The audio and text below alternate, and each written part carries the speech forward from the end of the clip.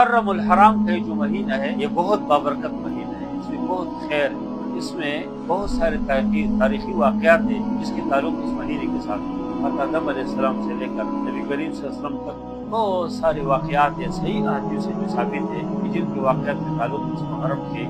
مہینے کے ساتھ یا 10 محرم کے ساتھ ہے، لیکن خاص کر کے اس مہینے میں روزے رکھنا ایک روایت سے معلوم ہوتے ہیں کہ اس میں 9 اور 10 کا جو روزہ ہے اس کے یا محرم کے اندر اور بھی جو روزے ہیں فرمایا کان کفارۃ سنتین 2 سالوں کی گناہوں کا کفارہ بن جاتا ہے۔ ایک روایت ہے جو عبداللہ بن عباس کی روایت ہے اسے معلوم ہوتے ہیں کہ ایک دن کے روزے کی تو اجر ہے 30 یوم، ایک دن کا روزہ ایک مہینے کے اجر و ثواب ہے، لیکن خاص کر 9 اور 10 محرم روزہ ہے کہ کریم صلی اللہ علیہ وسلم مکہ المکرمہ سے تشریف لے گئے، مدینہ المنورہ ہجرت کیا، ادھر دیکھا کہ یہودی روزے رکھتے ہیں 10 محرم کو، اللہ کے نبی نے پوچھا کہ تم کیوں روزہ رکھتے ہیں؟ انہوں نے کہا کہ ھذا یوم عظیم، بہت بڑا دن ہے، فیہ انجى اللہ موسیٰ وقومہ، موسیٰ علیہ السلام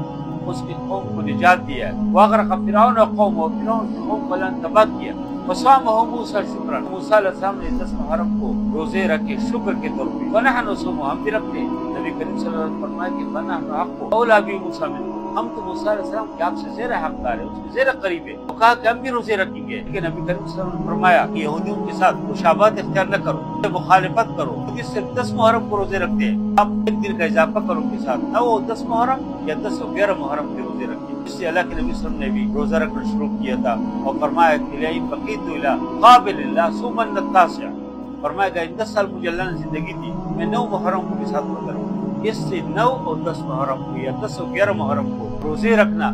اس کی بہت اجر ہے، اور نبی کریم صلی اللہ علیہ وسلم نے فرمایا کہ افضل الصیام بعد رمضان، رمضان کے بعد سب سے بہترین جو روزہ ہے، افضل ترین جو روزہ ہے شہر اللہ المحرم، اللہ کا یہ مہینہ محرم، اللہ نے اس کو شہر اللہ کا، تو سارے مہینے اللہ کے، لیکن اس محرم کو بطور خاص اللہ نے شہر اللہ کا ہے، اس مہینے کے اندر آدمی جتنے زیر میں روزے رکھے یہ اجر و ثواب، لیکن خاص کر 9 اور 10 محرم کو، 10 اور 11 محرم کو روزے رکھنے چاہیے، اس کی بہت اجر ہے، بہت ثواب ہے۔ لوگ ان دنوں میں مختلف ادھر ادھر کی دعوت بھی کرتے ہیں، سبیل لگاتے ہیں، پانی پیتے ہیں، پلاتے ہیں، شربت پیتے ہیں، پلاتے ہیں، لیکن دن میں چونکہ روزہ اصل عبادت ہے، اس لیے میں درخواست کرتا ہوں کہ ہم سب روزہ رکھے، اللہ تعالیٰ کو خوش رکھے، اللہ کو راضی کرے، اس سے بہت اجر ہے اور بہت ثواب ہے۔ اس مہینے کے اندر 1 محرم کو عمر فاروق رضی اللہ عنہ کی شہادت ہے، بہت واقعہ ہے، اور 10 محرم الحرام کو امام حسین رضی اللہ عنہ کی مظلومانہ شہادت ہے، یہ واقعات بھی بہت اہم ہے، ہمارے اندر ایک جذبہ پیدا ہو جائے اس دن کی غلبی کے، جس طرح ان لوگوں نے قربانیاں دی، خون پیش کیا،